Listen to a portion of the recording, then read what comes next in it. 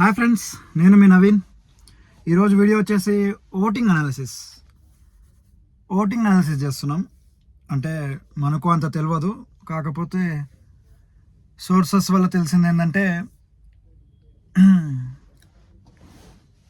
ఎవరు టాప్లో ఉండబోతురు, ఎవరు లీస్ట్లో ఉండబోతురు, చాలా షాకింగ్ అసలు. సో ఈ సీజన్ ఎలా ఉంటే అసలు బిగ్ బాస్ కంటెస్టెంట్స్ ఎవరో కూడా తెలియదు కదా మనకు. బేసిక్గా లాహిర్లా హీరో ఓం గారు తప్ప, ఆల్మోస్ట్ విష్ణుప్రియ తప్ప అంతా కొత్త మొఖాలే. కాబట్టి ఈ సీజన్ అసలు లేస్తుందా లేవదా, ఈ సీజన్ ఎట్లా ఉండబోతుంది, లేపడానికి బిగ్ బాస్ చాలా ట్రై చేస్తున్నారు. చాలా చాలా చాలా అంటే ట్రై చేస్తున్నారు. 1 వీక్లో ఏం చెప్పలేము కాబట్టి సో ఈ వీడియో వచ్చేసి ఓటింగ్ అనాలిసిస్ చేద్దాం. ఇంత అసలు డేంజర్గా ఓటింగ్స్ జరుగుతున్నాయి. చాలా డేంజర్గా జరుగుతున్నాయి. ఎవరు అనుకోరు. కాకపోతే మీకు నచ్చిన కంటెస్టెంట్కి మీరు ఓట్ వేయండి, మర్చిపోకండి. ఎందుకంటే మావో టాప్లో ఉన్నారులే, నేను ఓటు వేయకుండా గెలుస్తే బయటపడతారులే అని అనుకోవద్దు. ఎందుకంటే చాలా డేంజర్గా జరుగుతున్నాయి ఓటింగ్.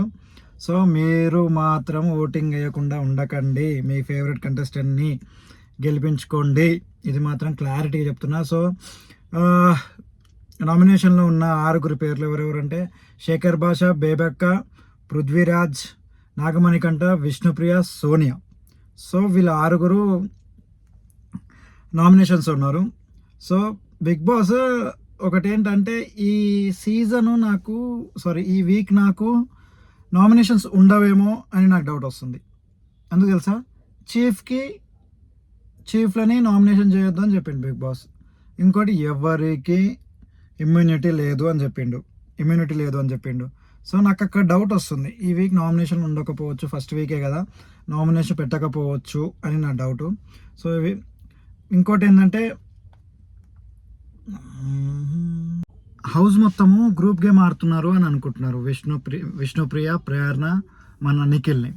సో దానివల్ల గ్రూప్ గేమ్ ఆడుతున్నారు అనుకుంటూ నామినేషన్లో బిగ్ బాస్ లేకపోతే వాళ్ళని నామినేషన్లో సో బిగ్ బాస్ నామినేషన్లో లేరు చీఫ్ అని చెప్పిండు. సో విష్ణుప్రియ అసలు హైలైట్ ఏంటంటే విష్ణుప్రియ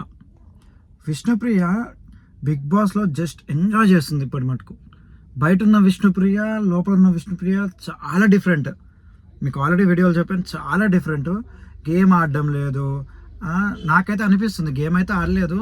సో మైండ్ గేమ్ అయితే ఇంతవరకు ఆడలేదు. తన దగ్గర ఉన్న స్ట్రాటజీ గేమ్, అసలు గేమ్ ఏంటో తెలియదు. వాయిస్ రైజ్ చేయడం లేదు. ఓటింగ్ నెంబర్లో మాత్రం టాప్లో ఉంది విష్ణుప్రియ టాప్ 5లో ఓటింగ్లో టాప్లో ఉంది.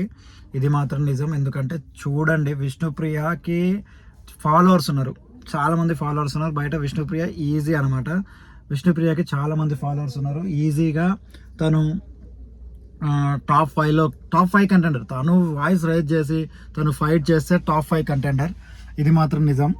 సో అది గుర్తుపెట్టుకోండి, టాప్ 5 కంటెండర్ తను. విష్ణుప్రియ ఏం చేయలేదు ఇంతవరకు అయితే. ఈ ఫస్ట్ వీక్లో మాత్రం విష్ణుప్రియ చేసింది ఏం లేదు. నాకు అనిపించింది మాత్రం విష్ణుప్రియ ఇంకా రైజ్ చేస్తే తను ఇంకా అసలు తనకు గేమ్ ఆడడం తెలుసు. కానీ ఎందుకో బయట ఉన్న విష్ణుప్రియ, లోపల ఉన్న విష్ణుప్రియకి చాలా డిఫరెంట్ అనమాట. సో మీకేమనిపిస్తుంది? విష్ణుప్రియ ఇలానే ఆడితే బెటరా, తను వాయిస్ రైజ్ చేసి గేమ్ ఆడితే బెటరా? అది కొంచెం కామెంట్ చేయండి, మీకేమనిపించిందో చెప్పండి. నెక్స్ట్, సో ఫస్ట్ ప్లేస్లో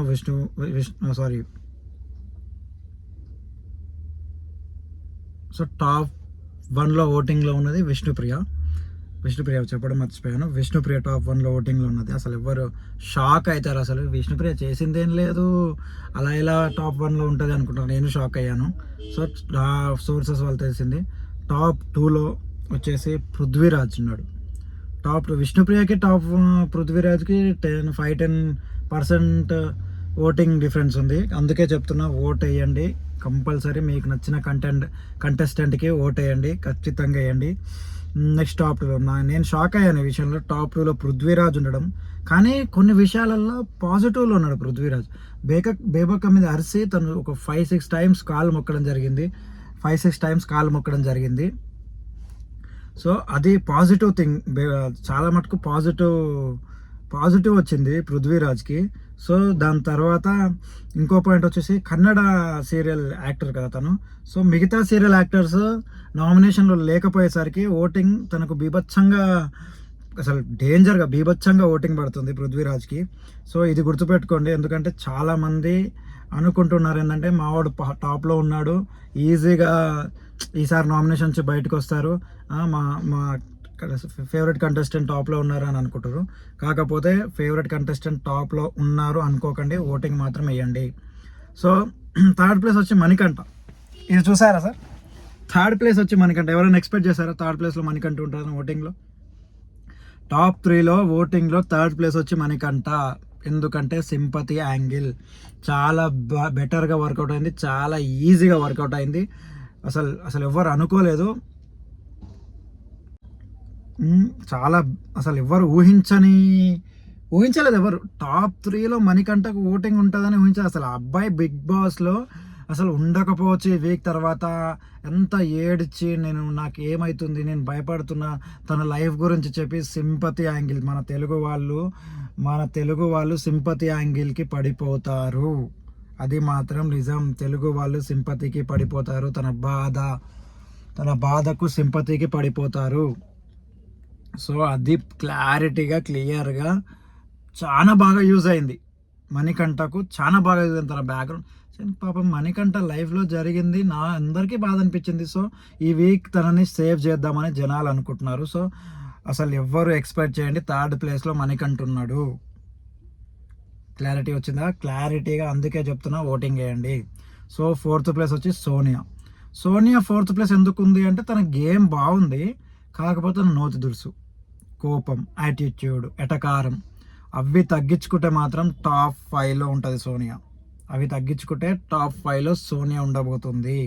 కానీ ఈ వీక్ తర్వాత తన బిహేవియర్ చేంజ్ అయ్యే ఛాన్సెస్ ఉంది. ఎందుకంటే నాకు నైనిక అంటుంది అనమాట, తన పాయింట్స్ తగ్గే ఛాన్స్ ఉంది, అంటే లైక్ ఈ వారం తర్వాత అనే మీనింగ్తో మాట్లాడుతుంది. ఏమని అంటే ఎట్లా అంటే నాకు అనిపిస్తుంది ఈ వీక్ నామినేషన్లో ఫోర్త్ ప్లేస్లో తను సేఫ్ అయి ఉంటే తను చేంజ్ అయ్యే ఛాన్సెస్ 100% ఉన్నాయి.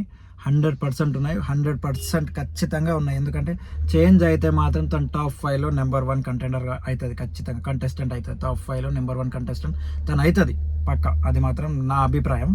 సో నెక్స్ట్ వచ్చేసి భాషా భయ్య అసలు ఎవరు ఎక్స్పెక్ట్ చేయలే 5th ప్లేస్లో ఉంటాడు అని. ఎందుకు చెప్పానా, కొన్ని పాయింట్స్ చెప్తా భాషా భయ్య విషయంలో. తన భాషా భయ్య ఈ మధ్యలో న్యూస్ ఛానల్లో ఫేవరెట్ న్యూస్ ఛానల్లో హైలైట్ అయ్యాడు అంతే. ఇంతకుముందుకు ఆర్జే కాబట్టి తనకు బయట ఉన్న ఫాలోయింగ్ చాలా తక్కువ, తన ఓటింగ్ పడే ఛాన్సెస్ కూడా చాలా తక్కువ. సో భాషా భయ్య ఇప్పుడు తను లైక్ ఏమంటారంటే సెలబ్రిటీ. ఇప్పుడు తను సెలబ్రిటీగా నిరూపించుకోవాలి బిగ్ బాస్లో. సో అందుకే ఓటింగ్ వేయండి. ఎందుకంటే భాషా భయ్య బిగ్ బాస్లో వచ్చినప్పుడు చాలా బిహేవియర్ అయినా సరే, తన పద్ధతి అయినా సరే, ఎవరితో ఎక్కువ ఎక్కడ మాట్లాడాలి, ఎవరితో ఎక్కడ ఎలా ఉండాలి, ఎలా నోరు జారొద్దు, ఎవరితో ఎలా ఉండాలని చిన్న కామెడీలు చేసుకుంటూ హౌస్ని ఎంటర్టైన్ చేస్తున్నాడు భాష. సో దాని విషయంలో ఓటింగ్ పడుతుందని అనుకోకండి. ఎందుకంటే మన గేమ్ చూసి జనాలు అన్నీ చూస్తున్నారు, గేమ్ చూస్తున్నారు, ఎవరు ఎంత బాగా ఆడుతున్నారని చూస్తున్నారు, ఎవరికి సింపతి వస్తుంది, ఎవరు సైలెంట్గా ఉంటున్నారు, ఎవరు గేమ్ ఆడట్లేదు, అన్ని జనాలు చూస్తున్నారు. సో ఓటింగ్లో టాప్ 5లో భాషా భయ్య ఉన్నాడు. కాకపోతే బేబక్కకు భాషా భయ్యకు 10-15% ఆఫ్ డిఫరెంట్ ఓటింగ్ ఉంది అంతే. ఎవరు చెప్పలేము ఎవరు ఎలిమినేషన్ అవుతారు. ఈ నామినేషన్స్ తర్వాత అందరూ తన నామినేషన్లో అసలు చాలా డేంజర్గా అయినాయి. బెటర్ పాయింట్స్, అసలు ఒకరు మించిన పాయింట్స్ చెప్పారు. 1 వీక్లోనే ఇంత మంచి పాయింట్స్ ఎవరికి దొరకకపోవచ్చు. నాకు ఈ లాస్ట్ సీజన్లో మాత్రం ఇంత మంచి హైప్, మణికంఠ ఏడవడం, మణికంఠ లైఫ్ స్టోరీ చెప్పడం, మణికంఠ అసలు చాలా డేంజర్గా జరిగింది ఈ నామినేషన్లో. సో అందుకు చెప్పలేమన్నమాట ఎవరు ఎలిమినేషన్లు అవుతారు, ఎవరు ఉంటారు అనేది. సో ఓటింగ్ వేయండి, ఓటింగ్ వేసి మీ ఫేవరెట్ కంటెస్టెంట్ని సేవ్ చేసుకోండి. సో సిక్స్త్ లిస్ట్ బేబక్క ఉంది. ఎందుకంటే బేబక్కకు భాషా భయ్యకు చెప్తే కదా 10-15% ఆఫ్ డిఫరెంట్ ఓటింగ్ ఉంది అంతే. సో బేబక్క ఇంపార్టెంట్ అండి. బేబక్క అసలు బిగ్ బాస్లో సెట్ కాదు అని నా అభిప్రాయం. ఎందుకంటే బేబక్కకు మైండ్ గేమ్ తెలియదు, ఒక గేమ్ అంటే ఎవరి దగ్గర తను వచ్చింది ఒక మంచి ఇన్ఫ్లుయెన్సర్గా. సో అక్కడ అక్కడ అది కూడా చేయట్లేదు బేబక్క. ఓన్లీ నా లైఫ్ ఇంతే, నేను ఇంతే అంటుంది. అట్లా ఉండడానికి కుదరదు కదా. వచ్చింది మనం గేమ్ ఆడడానికి. సో గేమ్ ఆడి మనం నిరూపించుకోవడానికి జనాలకు నా దగ్గర ఇంత స్ట్రెంత్ ఉంది, నేను గేమ్ ఆడగలుగుతాను అనే ఈ వీక్లో మాత్రం ఒక్కసారి కూడా చూపించలేదు బేబక్క. అది మాత్రం నిజం. సో బేబక్క గట్టిగా ఒకవేళ గేమ్ ఉంది అంటే బేబ దగ్గర గేమ్ కూడా లేదు. సో ఇంకోటి, ఈసారి ఒకవేళ ఎలిమినేషన్ ఉంటే ఛాన్సెస్ హై ఉన్నాయి బేబక్కకు. ఈసారి బేబక్కకు ఛాన్సెస్ హై ఉన్నాయి. ఎలిమినేషన్స్ ఉంటే మాత్రం ఖచ్చితంగా బేబక్క ఎలిమినేషన్ అయ్యే ఛాన్సెస్ ఉన్నాయి. అందుకే ఓటింగ్ వేయండి. ఇంకోటి అంటే బేబక్కని కావాలనే నామినేషన్లకు తీసుకొచ్చారు. తనుంటే గెలవలేమనా నాకు అర్థం కాలేదు, సోనియా కానీ అందరూ తీసుకొచ్చారు. నాకు అర్థం కాదు. అందరూ ఒక చిన్న పాయింట్ కోసం, ఒక చిన్న పాయింట్, పప్పు కుక్కరు అవి ఇవన్నీ చిన్న పాయింట్ గురించి బేబక్క నామినేషన్ తీసుకొచ్చారు. అది మాత్రం నాకు అర్థం కాలేదు. ఆ చిన్న పాయింట్ అవసరం లేకుండే. పప్పు గురించి కుక్కర్ గురించి నామినేషన్ చేయాల్సిన అవసరం లేకుండే. కాకపోతే నబీల్ వాళ్ళందరూ చేశారు. కాకపోతే ఎందుకో నాకు మా చిన్న పాయింట్ విషయంలో నామినేషన్ చేశారు.